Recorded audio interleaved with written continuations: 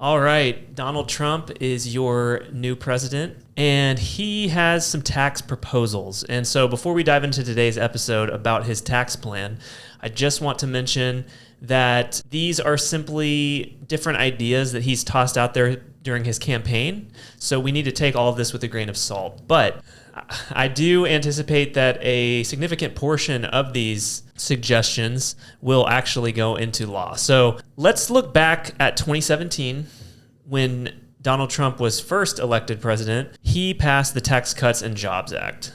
And so just as a quick refresher on what that was, Mitzi, would you like to kind of explain the bonus depreciation, the QBI deduction, and some of the things that were involved with that? Yeah, so this passed in 2017 and it is set to expire in 2026. Now that Trump has been reelected, we fully expect this to be renewed for 2025. And so with the bonus depreciation, it had fallen to 60% in 2024. We expect that to go back up to 100% for 2025. So if you're looking at it, coming up on the end of the year, you're looking at purchasing equipment, purchasing property that you want to use that 100% bonus depreciation on, you're only going to get 60% on the bonus depreciation in 2025, where very likely in 2026 you would be eligible for, in 2025 you would be eligible for 100%. And just to explain again, bonus depreciation, what that is, what the 60% versus 100% means. So a good example would be I buy a rental property and I do improvements to that property and I maybe get my cost segregation. And so there are certain pieces of that purchase price that we can accelerate the depreciation on. With the 100% bonus depreciation, you could write off all of those improvement costs that have that 15-year depreciation life. You could write off 100% of that piece all in 1 year. It could take you into a negative. Right. As that has been phasing out, now we're at 60%, so you could only bonus out the 60% of that rather than 100%. Right. So, and so when Nick's saying the bonus can take you negative, you could have negative taxable income with the bonus depreciation. With the Section 179, you can't go negative on your taxable income. So that's why the bonus depreciation was so valuable for a lot of investors. So we would expect that the bonus depreciation will go back up to 100%. We would expect the QBI deduction, the 20% QBI deduction, which has been super beneficial to a lot of pass-through entities. We expect that that would be renewed instead of allowing that to expire. Also, the work opportunity credits. So that would be for hiring maybe disabled people or veterans or maybe somebody with a criminal record, things like that, that we would expect for those also to be renewed.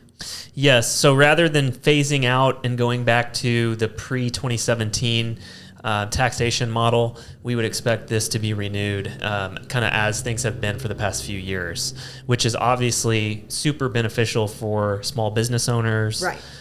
Investors, things that people. So then a couple that are kind of he's floating around would be, for example, the overtime tax.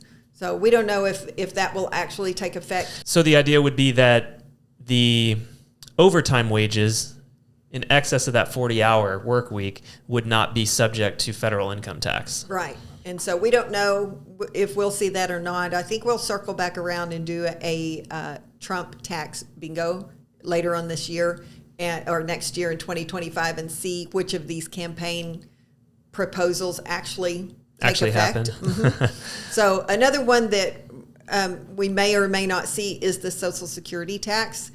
Very similar to the tax on overtime, the tax on tips. Maybe we'll see these, maybe we won't. Yeah, and a lot of people may not even fully understand how Social Security is taxed. So just to give a quick overview, essentially a majority of people earning Social Security are going to have some portion of it taxed, because the only way that currently it's not taxed is if you're a very low income individual or couple. So just as maybe retired and have no income. Or retired and have no other income other than your Social Security, which, we do see that, but I would say more commonly, people who are retired have a pension, have a 401k, a traditional IRA, taxable income of some kind. And so if their income is over $25,000, which is obviously a very small amount for a single person, that means that 50% of your Social Security is subject to tax. If you're a married couple and you're earning over $32,000 per year, then 50% of the Social Security is taxed. It can go up to as much as 85% of Social Security benefits being taxed.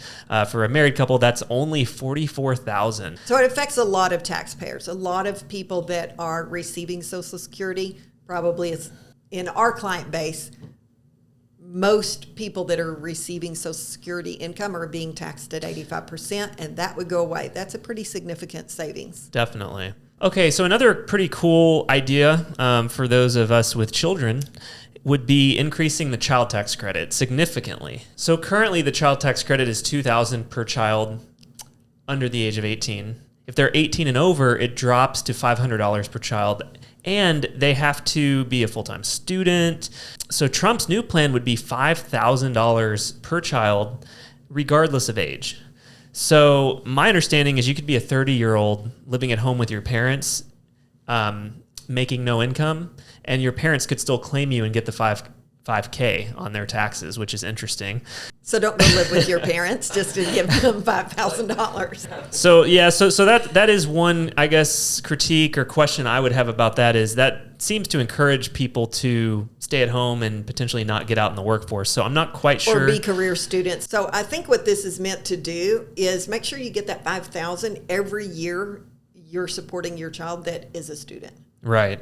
That makes sense because the $500 credit is nothing, you know. Right. When you're paying college tuition, it's nothing. Yeah, because $5K isn't even typically enough for a semester at college. Right. so this will at least help. Another thing that Trump has proposed is cutting the capital gains tax rate. Currently, long-term capital gains have a beneficial tax rate. So depending on your income, they can be taxed at 0%, 15 or 20%. So we a lot of times we see that 15%, but for some of the higher income earners, they're going to be at 20% plus the net investment income tax, which really gets you about to 24% on long-term capital gains. So what Trump has proposed is in his second term that he wants to go ahead and cut that to 15% for capital gains. So potentially that's a 5% savings there. On long-term capital gains. Even possibly something you want to consider before recognizing a gain in 24 versus 25. Yes. You might get a better rate in 25, should get a better rate in 25. Yeah, so if you're thinking about selling that long-term land investment that you've been holding, maybe push it to January and save yourself 5%. Other tax cuts, current law for the corporate tax rate, 21%. We're expecting that to drop to 15%, and that is for anything manufactured in the United States. So if you're you're a U.S. company manufacturing outside of the U.S., you're not going to get that rate. Yeah, and the idea is to bring back jobs to the U.S., bring back manufacturing to the U.S. A lot of, specifically the auto industry. Detroit has taken so many hits over the years, especially as manufacturing has moved to Mexico, China, different countries. So Trump wants to incentivize companies to bring back their manufacturing plants to Detroit, to the U.S., and help stimulate the economy in that way. And so I think a lot of these tax cuts, if he's going to implement these tax cuts, he will have to do the tariffs. So we'll see how that works out. So the tariffs would be 10 to 20% for the most part. On anything that's imported into the country. And then if you're importing specific products, maybe electric vehicles or other things that we're wanting to manufacture in the United States, those tariffs would be higher and higher for different countries. So we'll see if that has been tried in the past. It was very effective in the past. So we'll see if that gets passed. If we can, we obviously can't cut all these taxes and then not replace unless we're going to significantly cut spending. So with all these tax cuts, what tax increases can we expect under Trump? And that would be the tariffs. So that would be 10 to 20% for the most part on any goods that are imported into the United States. And then on some goods, maybe electric vehicles, where we're trying to encourage manufacturing inside the United States, those tariffs would be higher. We'll see how high those go. Maybe they're 100% up to 200%. We'll see where that works out. Yes. And, Trump even has spoken about abolishing income tax and essentially funding the government strictly by tariffs and sales taxes. But that will never happen. We don't anticipate that happening. That to me, that seems like a campaign hype type statement. Yeah. So yes, we don't expect to see that happen. However, we do expect to see the foreign tax abolished. So if you're a United States citizen, you're living in the United States, but you have investments in a foreign country, right now those are taxed by the foreign country, and then they're also taxed by the United States. Then the United States gives you a foreign tax credit that offsets that and excludes some of the income. So it's really just a big accounting, taxing, administrative paperwork. Great for us, but not so good for the taxpayer. And I would expect for him to actually follow through with the elimination of the foreign tax. The last big thing we had was his proposed infrastructure program. This would be a plan that includes $200 billion in federal funds aimed at generating $1.5 trillion in infrastructure investments in partnership with various levels of government. So the idea would really be to use these funds to kind of reinvest in the U.S., improve rural areas, infrastructure, in turn creating jobs and stimulating the economy. And I think we can look to see a little bit of that, or a portion of that, maybe even a significant portion of that, funneled back to the states through grant money. So that's something we can look for as a state, as a county, as a city, for some of that infrastructure spending to come back for local distribution. So these are the highlights of Trump's tax plan that he's proposed throughout his campaign. So we'll see what actually happens next year. And we'll come back once that is finalized and go over that in more detail, obviously. So if you enjoyed today's episode, please give us a thumbs up. Consider subscribing to our channel. Leave a comment below for any questions, any info that you'd love to hear us talk about in the future. And again, thanks so much for tuning in.